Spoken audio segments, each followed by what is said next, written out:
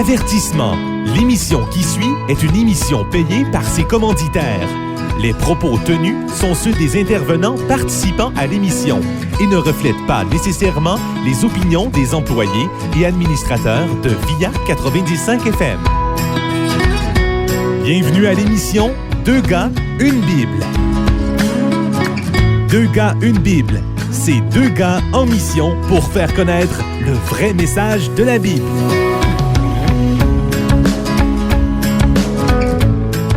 Bonjour chers auditeurs et bienvenue encore une fois à cette émission de Deux gars, une Bible avec vos animateurs, le pasteur Joël Lapierre et Frédéric Colella de la région de Trois-Rivières. Et aujourd'hui, on s'en va dans un tout autre ordre d'idées que dans nos précédentes émissions. On fait suite à une réponse à un article récent de Richard Martineau qui, entre autres, dans ses discussions, dans ses arguments pour critiquer la foi, souligne une tension et met en tension la foi et la science. Et en fait, c'est très commun d'entendre ce genre d'arguments-là, à mettre et relayer à la superstition la foi, de dire que la science est vraie, que la foi est insoutenable, et de créer entre les deux et de mettre les deux en opposition automatiquement. Oui, c'est vraiment plus une opposition, là. C'est comme deux mondes complètement différents.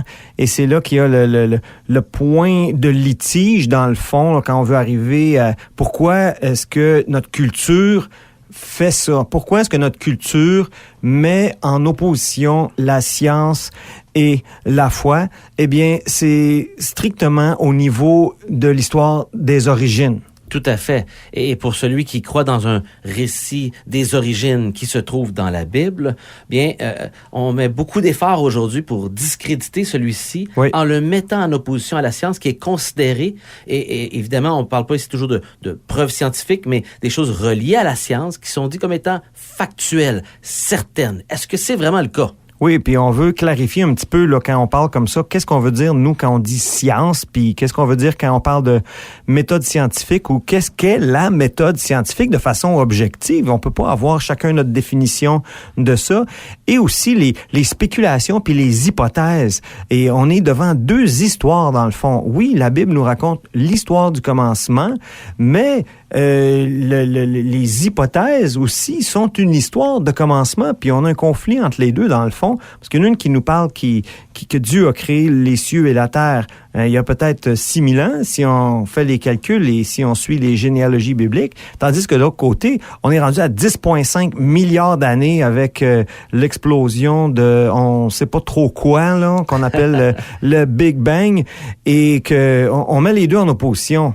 Donc, les auditeurs, il faut écouter attentivement. On va tenter aujourd'hui de marcher ensemble et de démêler ces différents concepts-là et pouvoir répondre à cette question-là. Est-ce qu'il y a une opposition entre la science et la foi?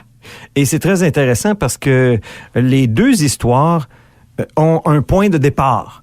Oui. Un commencement. Et donc, dans cette hypothèse du Big Bang, on parle qu'au commencement, il y avait juste un point de matière, et on va en parler un petit peu tantôt, qui a explosé, qui a donné l'univers. Et donc, ça, il y a eu une évolution de l'univers, une évolution des planètes, et évidemment, à un moment donné, la vie est apparue là-dedans. Et que même l'Encyclopédie Britannica de 1771 soutenait cette histoire-là. Ouais, c'est fort intéressant de voir qu'on retourne il y a 230 ans et dans ce qui était des encyclopédies officielles de la connaissance humaine, etc.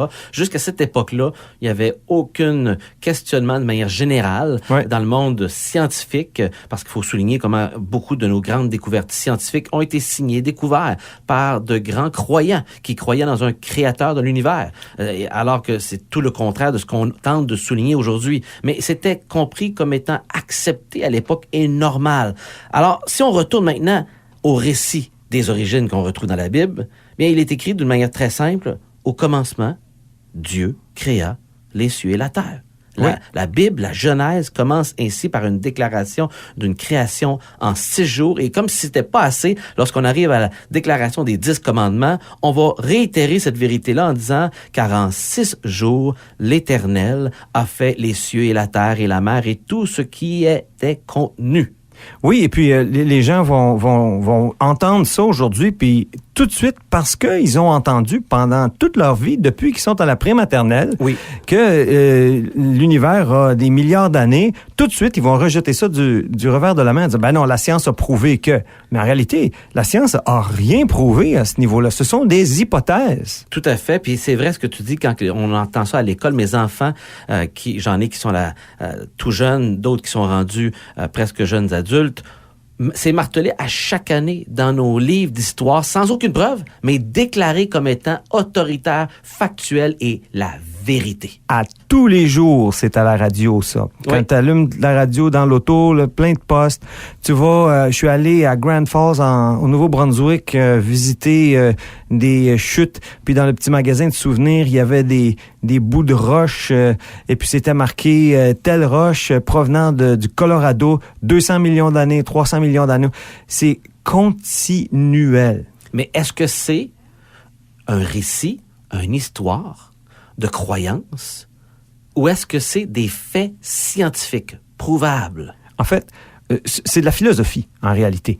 C'est parce qu'on s'est fait une idée de comment que les choses se sont produites. Donc, on se fait une idée de ça et on arrive à ces histoires du Big Bang et de l'évolution. On n'aura pas le temps de tout regarder ça aujourd'hui. Ce sont des sujets extrêmement vastes, mais ça nous amène au point que les deux, là, donc le récit de la Genèse et les hypothèses modernes ne peuvent pas toutes les deux être vraies en même temps. Et ce qui nous amène au point de M. Martineau dans son article du 25 août dans le Journal de Montréal. Il dit que tu as un problème avec la foi quand tu accordes plus de crédit à la religion qu'à la science. Qu'est-ce que ça sous-entend, cette déclaration-là, là? Ben, ça sous-entend que si on croit dans le récit biblique de la création et si on croit dans un créateur, eh bien, on rejette la science. Ce qui est absolument aberrant parce que, comme tu disais tout à l'heure, il y a une panoplie de scientifiques qui sont des croyants. Dans tous les domaines, à travers le monde entier. Puis qui ont fait certaines des découvertes importantes au niveau de la technologie aujourd'hui. Donc, si on vire la question de base, ça déclare aussi donc que c'est scientifique et vrai de croire dans le Big Bang et l'évolution. Ben, selon son point de vue à lui, oui, parce que ce serait le produit de la science. Quoique le Big Bang et l'évolution sont des idées, sont des philosophies, des explications pour expliquer l'origine sans Dieu. Par exemple, on va observer que l'univers est en expansion et on se dit, ben, s'il est en expansion, ça veut dire qu'il était plus petit avant et donc on commence à reculer. Et pour calculer tout ça, on fait des modèles mathématiques. Et encore là, ça commence à être plus difficile pour nous, monsieur, madame, tout le monde, de suivre ça parce que je suis pas capable, moi, d'aller vérifier ces mathématiques-là. Fait que c'est pas accessible à tout le monde, donc cette connaissance-là. C'est pas accessible à tout le monde, cette méthodologie-là. Attention, c'est pas de la connaissance, mais c'est pas accessible. Et aussi, je dois faire confiance à certains individus parce qu'ils ont un veston blanc. Alors, finalement, on est en train de dire il faut enlever les vestons blancs dans une catégorie religieuse et prendre des vestons blancs ailleurs. Ben, un veston blanc pour un autre veston blanc. C'est presque une prêtrise, là, moi, je te disais, là, que je te dirais que ces gens-là sont en train de dire à toute l'humanité, voilà vos origines. Avant, celui qui se levait puis qui disait, ben, Dieu, au commencement, a créé. Maintenant, on se lève puis on dit, non, on peut enlever Dieu maintenant. Puis, au commencement, Big Bang. Mais on n'est pas capable souvent de reconnaître, il me semble, dans les discussions qu'on entend souvent, Frédéric, corrige-moi, de reconnaître que c'est une croyance. Oui, on a de la difficulté avec ça. Mais ça l'est une croyance parce que la méthode scientifique, c'est de prendre une observation, d'essayer de trouver une explication. Donc, on fait une hypothèse. Et ensuite, l'hypothèse, si elle est vraie, donc, elle devrait agir de telle manière. Là. Donc, on fait des expériences qu'on observe et qu'on peut transmettre au reste de l'humanité. Quelqu'un d'autre peut arriver, prendre nos conclusions, faire ses expériences et challenger nos conclusions. Donc, c'est observable, répétable et vérifiable. Ce qui, quand on arrive au Big Bang et à la théorie ou l'hypothèse de l'évolution, c'est complètement non vérifiable. Alors, pourquoi ça attire tant les gens d'aller vers une autre histoire, tout simplement? Ben là, je vais donner mon opinion là-dessus, c'est que ça explique les origines sans Dieu. Et donc, tu viens d'enlever Dieu de la picture et l'homme devient Dieu. L'homme décide tout ce qui est bien, ce qui est mal. Puis c'est ce qu'on voit un petit peu dans notre société. Fait que donc, on peut se dicter finalement, en fin de compte, notre propre système de croyance, de religion, de standard moral. Ben oui, on s'en sort pas de ça. Je veux dire, l'athéisme, de dire qu'il n'y a pas de Dieu, c'est une croyance. Tu peux pas la vérifier, tu peux pas la prouver.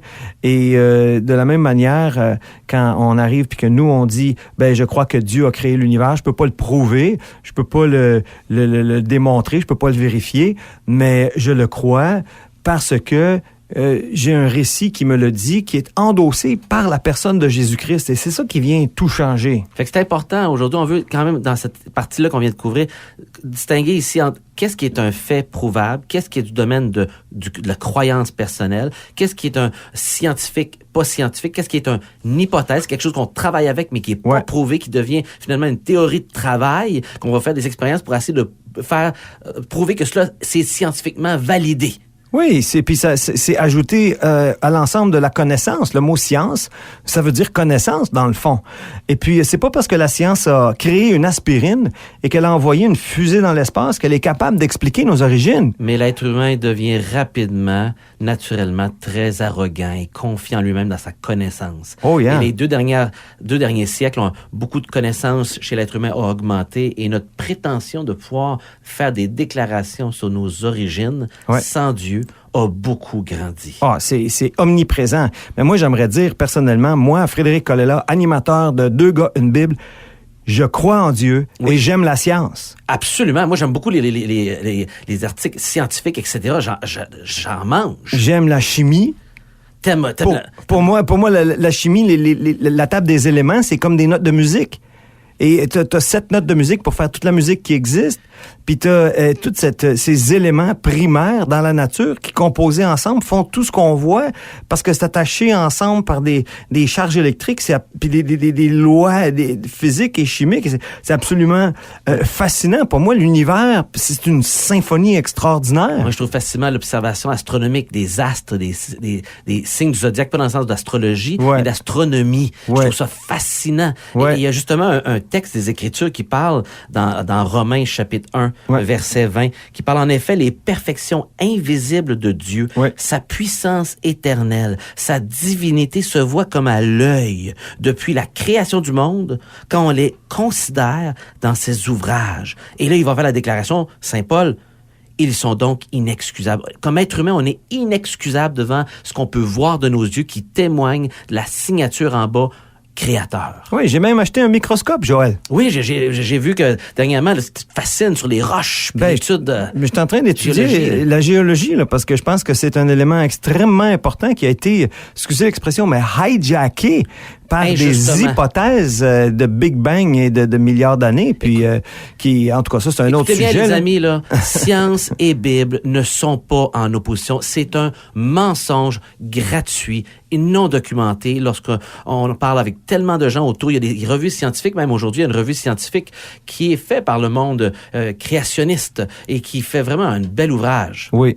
Et finalement, pour essayer d'atterrir un petit peu aujourd'hui ce sujet qui est assez passionnant d'ailleurs, là, et que nous, on accepte le récit de la Genèse comme étant le témoignage de Dieu à cause de Jésus-Christ, parce que lui-même, par sa résurrection, a prouvé qu'il était le Fils de Dieu, et lui-même, il a dit, dans Matthieu 19, au verset 4, « N'avez-vous pas lu? » Donc, il fait référence aux écrits de Moïse et au livre de la Genèse. Donc, Genèse, chapitre 1, verset 1, au commencement, Dieu créa les cieux et la terre. Jésus nous pose la question, n'avez-vous pas lu que le Créateur, au commencement, fit l'homme et la femme?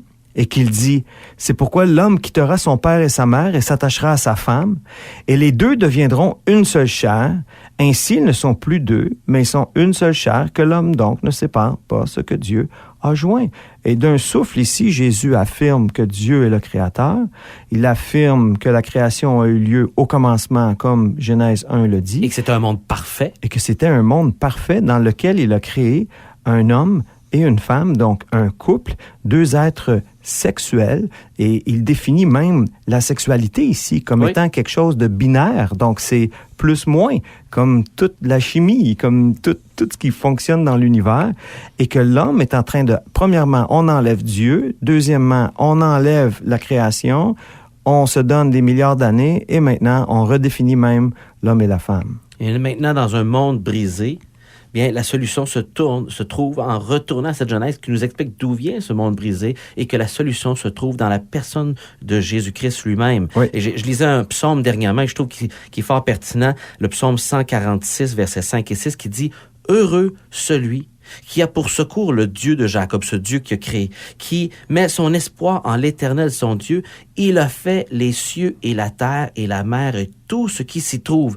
Il garde sa fidélité à toujours. » Donc, on peut faire confiance à Dieu parce qu'il est celui qui a tout créé, qui a fabriqué, qui a le pouvoir, l'autorité. Et ça fait qu'on peut effectivement trouver une source de secours fiable dans ce Dieu-là. Et c'est une source de bonheur, il dit dans ce verset-là, heureux. Beaucoup de bonheur à celui qui va trouver sa foi, sa confiance dans un tel Dieu créateur. Oui, et la Bible dit en terminant, lorsque les temps ont été accomplis, Dieu a envoyé son Fils, né d'une femme, né sous la loi, afin qu'il rachète ceux qui étaient sous la loi, afin que nous puissions recevoir l'adoption. Et donc, d'être pardonné, d'être restauré, d'être remis en relation avec Dieu. L'adoption divine, c'est formidable. On est déjà à la fin de l'émission et on aimerait vous inviter, s'il vous plaît, faites-nous vos commentaires. On aimerait savoir votre feedback, échanger avec vous dans les prochaines émissions aussi. Et vos questions nous tiennent à cœur. On vous invite, si vous n'avez pas un lieu de célébration le dimanche matin, vous pouvez vous présenter dans ce lieu public qui est l'église Vie Nouvelle ou l'église Baptiste Évangélique à Trois-Rivières. On est facile à trouver et vous pouvez retrouver aussi nos émissions passées facilement sur nos sites Internet ainsi que sur le Facebook de l'émission ou envoyez vos questions aussi au Hotmail, donc Deux gars une Bible collés ensemble @hotmail.com. Et sur ce, bien, je vous laisse en vous disant... Lisez la Bible.